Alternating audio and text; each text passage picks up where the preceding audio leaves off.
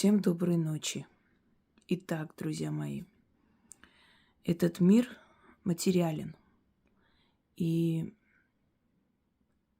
материальные блага играют не последнюю роль в этой жизни. Гораздо легче пережить душевные потрясения, когда ты человек обеспеченный, и не нужно думать о том, чем кормить завтра детей. И, как я говорю, лучше плакать от несчастной любви в дорогой шубе, сидя за рулем дорогой машины, чем возле мусорки. Я вам хочу сказать, что материальные блага приходят в жизнь человека не один и два раза, когда вы просите или проводите ритуал, или начитываете, а вообще становятся постоянным гостем вашей жизни материальные блага. Только тогда, когда вы растете духовно. Может быть, для кого-то это абсурдно звучит и не понимают, как это может быть. Они взаимосвязаны. Человек бедный, он завистливый. Рано или поздно он начинает... Все революции кто творит? Бедные люди. Имеют жажду наживы. Ими руководят те же, кому заплатили деньги и направили. И те, собирая бедных людей, обещая землю крестьянам и заводы рабочим, которые до сих пор так и не отдали, да, поэтому и говорят, не трынди, как Троцкий. Троцкий обещал землю крестьянам, до сих пор земля не наша. Мы платим за нее налог. Да, это наше имущество, которое стоит на земле и переходит из поколения в поколение, но мы за землю платим налог. То есть оно не в нашей собственности. Может, отчасти это и правильно. В принципе, мы не платим такие огромные налоги за землю. Да, это копейки, если так посчитать. Но все равно Троцкий трындел. Земля не перешла крестьянам. Однако же обещали, правда? Обещали бедным людям, что все отберется у богатых и отдадут бедным. Но бедные люди после революции получили что? Красный террор, расстрелы, гулаги и так далее. Так о чем речь? Что очень легко заманить и купить бедного человека, который очень хочет получить блага жизни.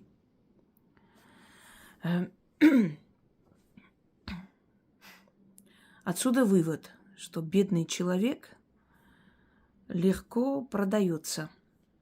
Бедный имеется в виду нищий и духом, и материально. Не тот человек, который может создать, который уже создавал, терял и восстанавливал. А бедный, изначально бедный, нищий, не желающий работать, ничего делать в своей жизни. Они легко продаются, потому что они хотят разбогатеть быстро.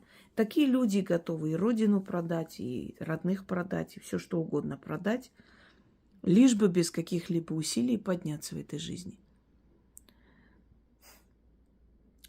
Люди изначально готовые и способные трудиться никогда бедно жить не будут. Они созидательные. Они, потеряя все, снова создадут за короткое время, потому что материальные блага можно потерять, но опыт жизненный, знания свои ты никуда не денешь. Оно как было твоим, так и останется. Вот мы к этому и пришли, что это все взаимосвязано. Нужно развивать свой внутренний духовный мир и с помощью этого достичь материальных благ. Вы знаете, когда все покупали себе там дорогие вещи,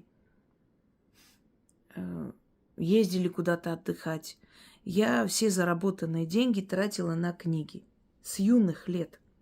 Я помню даже такой случай, когда я проходила мимо книжного магазина, я шла целенаправленно купить себе помаду. Макс Фактор вот тогда только выходили. Не стирающаяся помада. И я целенаправленно шла купить помаду. Прохожу мимо книжного киоска. Там женщина сидит, такая в возрасте. И я смотрю и вижу книгу. 2 книги. 1 и 2 том. «Жены русской короны». И оно стоило примерно столько же, сколько эта помада. И я так подумала. Ну, помажу я эту помаду, полюбуюсь собой. Ну и что? Помада закончится. Нет, я лучше книгу возьму. Взяла книгу. И вот таким образом я собирала самые редкие книги. Очень много книг, которые сейчас уже не издают, у меня есть. Как-то Яна пошутила, говорит, люди покупают шубы и бриллианты, а вы книги. Я говорю, знаешь, Ян, с помощью этих книг я заработала себе и шубу, и бриллианты. Потому что знания, прежде всего ищите знания. Эти знания приведут вас к богатству. Если вы ищете богатство изначально, только богатство, то можно получить это богатство, ну, не знаю, там, захомутав какого-нибудь богатенького Буратино, не любя выходить за него, а потом развестись еще и посмотреть, он тебе вообще что-нибудь оставит или все заберет, оставит тебя на улице. Многие женщины так, искатели богатств, да, искательницы богатств, остаются ни с чем. И детей отбирает, и имущество отбирает, и прочее. Но те женщины, которые изначально искали знания, получили образование, получили опыт, работали в своей сфере, ведь по-разному, да, разные сферы деятельности. И в итоге они сами себя сделали, они совершенно не боялись, что они останутся ни с чем, потому что богатенький муж ничего не даст, лишит всего и отберет обратно. Так вот, дорогие друзья, если страна экономически сильная, ей прощают все. И как бы ты ни кричала о том, что ты древнее, ты разумнее, и ты больше даешь миру, да, и твоя страна, твой народ больше отдавали за свою историю в копилку мирового знания и больше привнесли в этот мир. Если у тебя нет богатых ресурсов, если ты не богата экономически, вообще никого не волнует твоя история. Те же самые греки. На что ни посмотришь, все взято у греков, все имеет греческое название и так далее. Сейчас Греция экономически слабая страна. И кто-нибудь считается с мнением Греции особо? Нет. И не важно, что греки дали миру Македонского, и не важно, что греки дали миру демократию, право, которое потом переняли римляне, да? И не важно, что планеты называются именами греческих богов на римский манер, но изначально греческих богов. Кто-то об этом помнит? Нет. Почему? Если бы Греция была экономически сильной, если бы Греция смогла удержать Византию, сейчас владела бы половиной Малой Азии, то с ней бы считались. Но поскольку она маленькая страна, совершенно экономически неразвитая, ее голос практически не слышится. И даже если захватили Северный Кипр, в наглую удерживают, и даже если во многом не учитывают ее интересов, все равно никто с этим не считается. Почему? Потому что она уже бедная страна. То есть не обладает той мощью, той силой экономической, с которой надо считаться. Монгол когда-то боялись все, боялась вся Европа. Монголы удерживали больше 300 лет Русь. С ними считались. К ханам монгольским отправляли послов европейские державные мужи, да, императоры, боясь их нашествия. Сейчас кто-нибудь вспоминает про Монголию, про то, что монголы существуют? Кто-нибудь на политической арене вообще учитывает мнение монгол? Нет. А знаете почему? Да потому что Монголия – это бедная страна, экономически неразвитая. Ну, так живет и живет себе. Кому она интересна? Уже никому. У нее нет уже того веса. Вот я пытаюсь вам сказать, что те люди, которые говорят, что главное духовное богатство, понимаешь, а это ерунда, но все взаимосвязано. Духовно богатый человек не может реализовать свои проекты, если у него нет материальных благ. Я не могла издать свои книги до того момента, пока сама не смогла накопить, и у самой не появилась возможность их издать. Никому не было интересно, что у меня интересные работы, они миру нужны. Совершенно. Я сама поднялась, их издала, и мир узнал, что они миру нужны, они есть, и интересные работы, и уникальные труды. Вот и все. Я вам приведу пример армянской письменности больше 1600 лет. И создал его монах по имени Месроп. Месроп Маштоц из села Ошакан. Его могила есть сейчас. Правда, могила его внука разгромили и в Арцахе разбили полностью. Построенный им монастырь и могила его внука, который был тоже ученый. Он был обычный монах, у него не было богатств, но он стремился создать армянскую письменность. И царь Хосров помог ему получить образование, поехать в Византию, изучить там другие науки. И благодаря тому, что финансировал этого умного, разумного человека, он смог создать армянские письмена. Если бы он ему не помог материально, тот бы не смог просто создать их так, на том уровне, на котором хотел, потому что ему нужно было путешествовать, поехать, изучить архивы, ведь буквы создать не так легко. Мало кто из народов может похвастаться собственным алфавитом, правда? Вот о чем я говорю, что талант нуждается в материальной поддержке. Иначе он просто исчезает, и его не видно. И эту материальную поддержку либо сам человек себе окажет со временем, сам поднимется, сам покажет свои знания благодаря уже тем материальным благам, которые он заработал. Либо кто-то должен помочь это продвигать. Но в любом случае изначально нужны деньги. Мы говорим о том, что вот сетуем на наш кинематограф, что вот не снимают такие фильмы, как раньше. Да, нет таких талантов. Я люблю старые фильмы смотреть. Но хочу вам сказать, что тогда государство всеми силами помогало режиссерам, понимаете? Всеми силами. Нужна была армия, снимали целый полк и отправляли, естественно, бесплатно. Все, что нужно режиссеру, сколько дней нужно, они там как декорации, он мог их переодеть, там провести. Это была поддержка государства. А сейчас за все нужно платить, и малобюджетные фильмы, а голливудские фильмы, они очень затратные. Один «Титаник» чего стоит.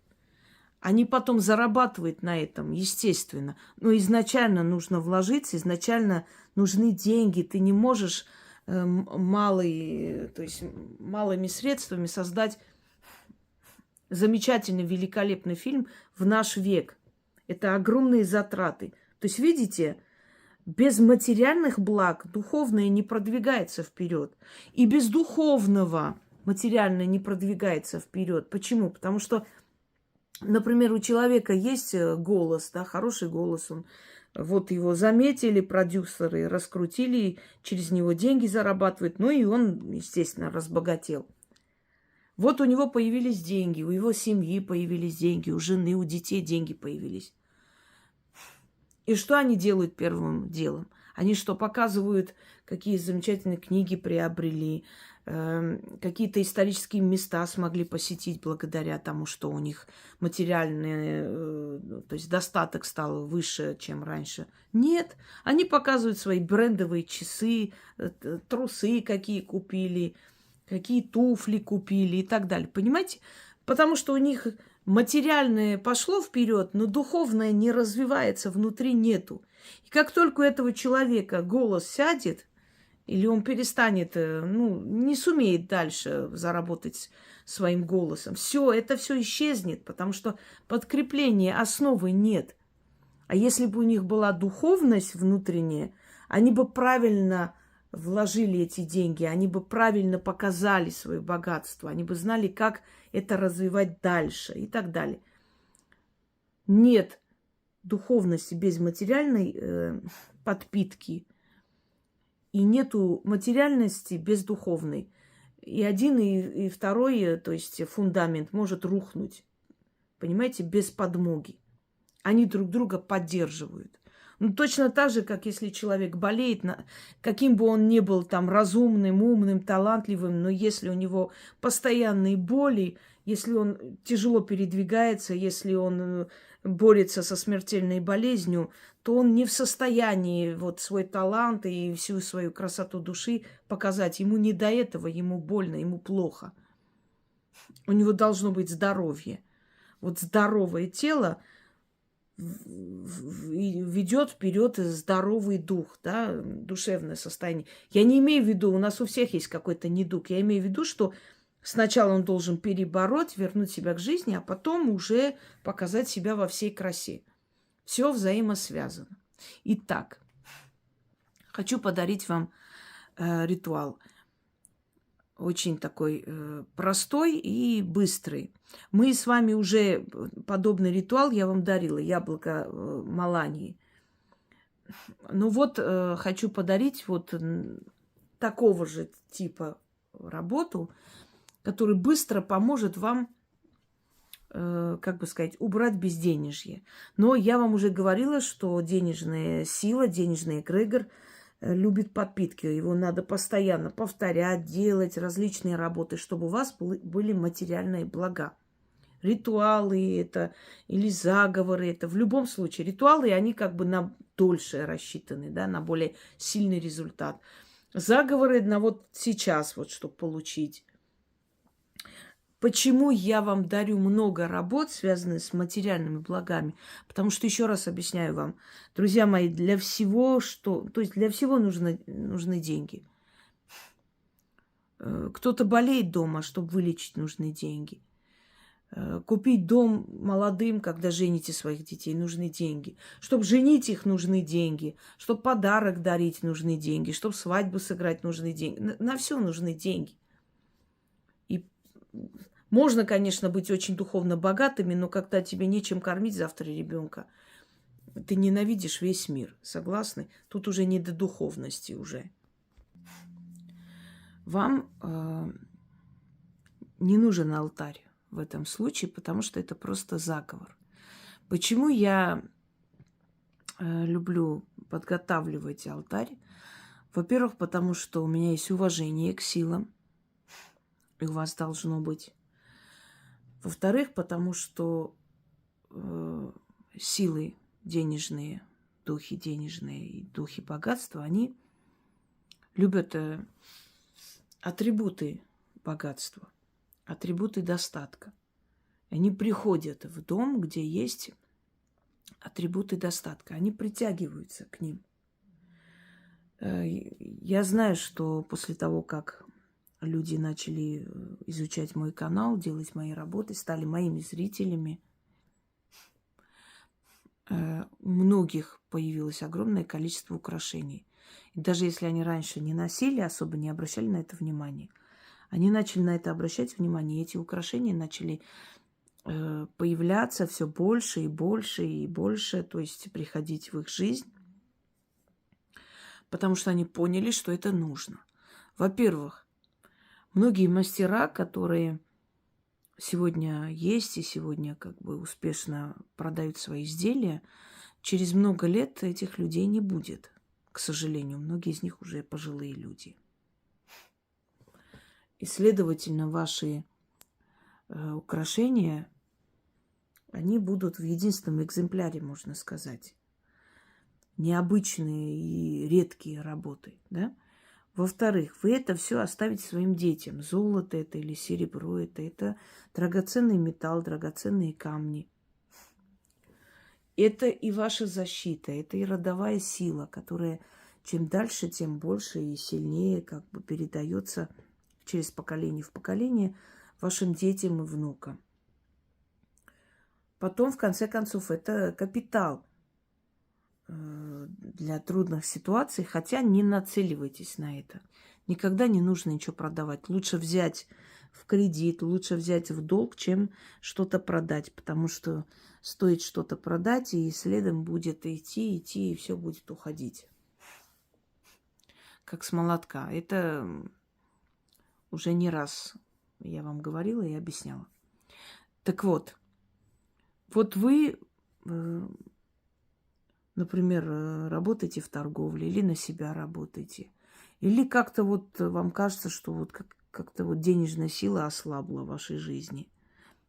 Или в этот день вы хотите что-то получить, или в ближайшие дни, чтобы суммы приходили в вашу жизнь, и что-то вот никак.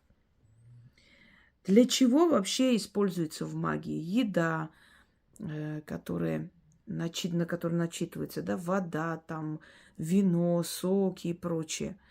Понимаете, поскольку мир материальный,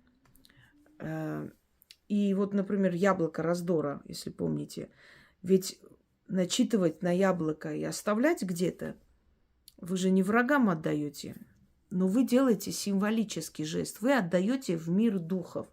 Вот вы сказали и отдали.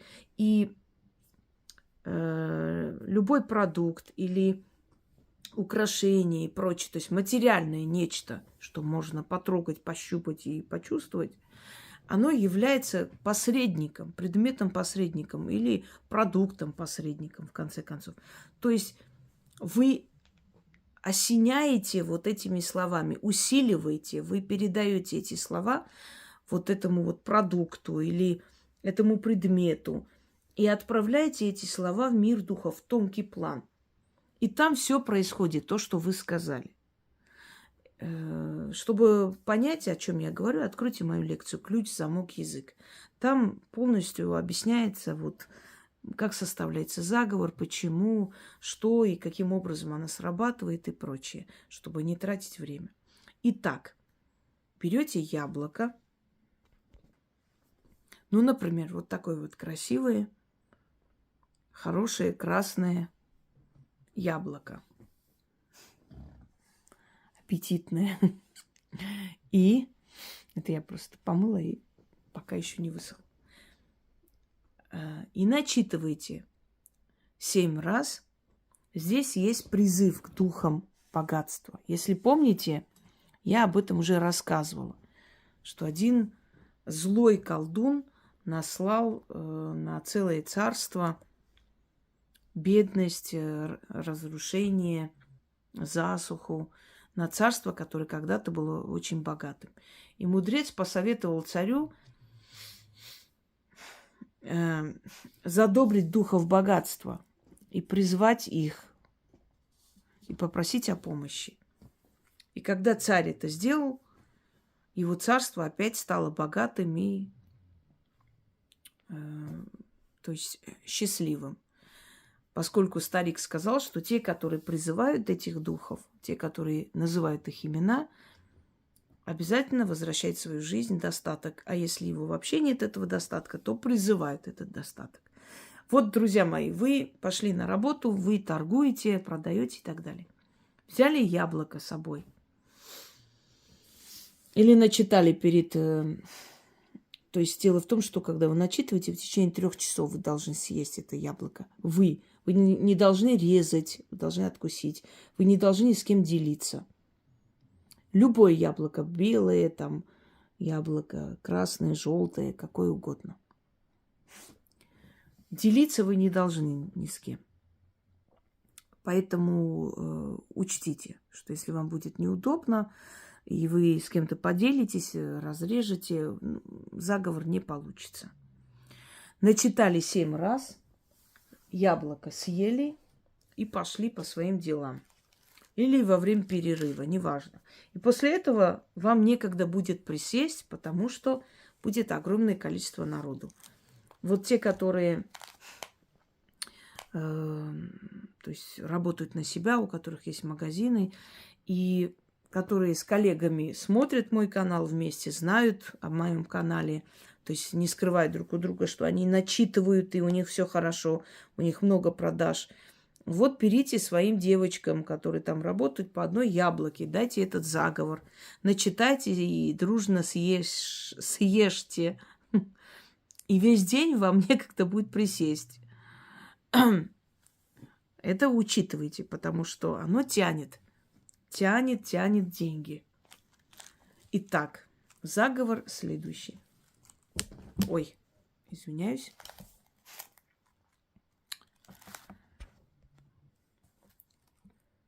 Волшебство рука об руку ходит со мной, а удача идет впереди меня. Кто просит, тому дается, кто стучит, тому отворится. Взываю я к духам богатства. Сойдите на алтарь. Неважно, у вас есть алтарь или нет, вы на стол так вот кладете и начитываете. Можете в руке держать, читать.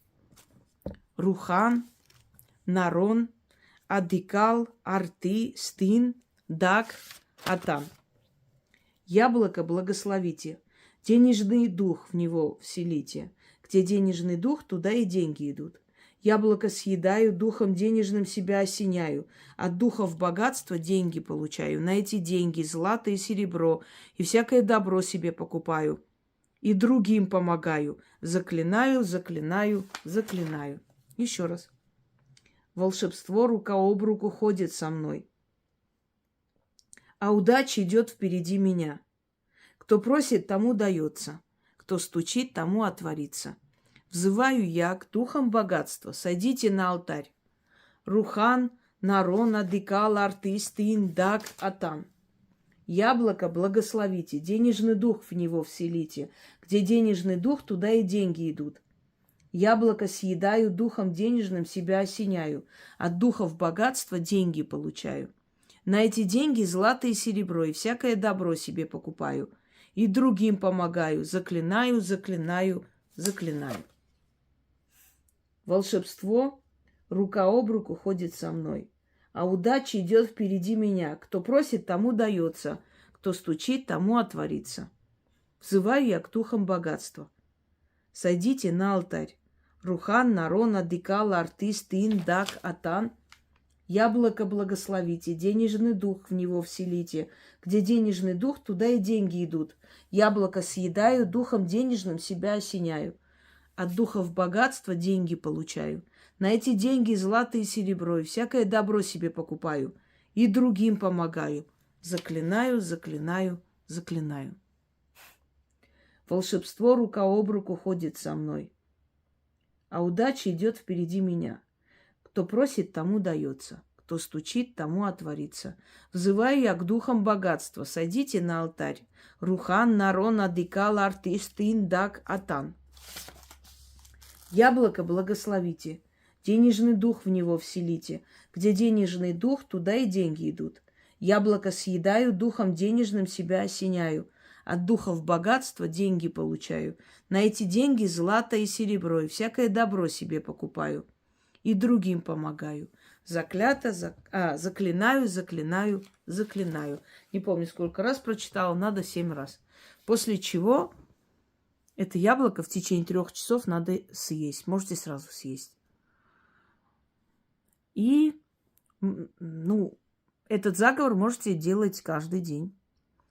Хочу вам сказать, что если вы не работаете, но работают ваши мужчины дома или дети, именно дома, в доме с вами живут, вы можете делать этот заговор, читать и съедать, и все равно деньги будут приходить в семью, даже через них. И они с удивлением вам скажут, что у них столько заказов, там столько всего, весь день не могли вообще отдохнуть, вообще столько народу, аж даже удивительно.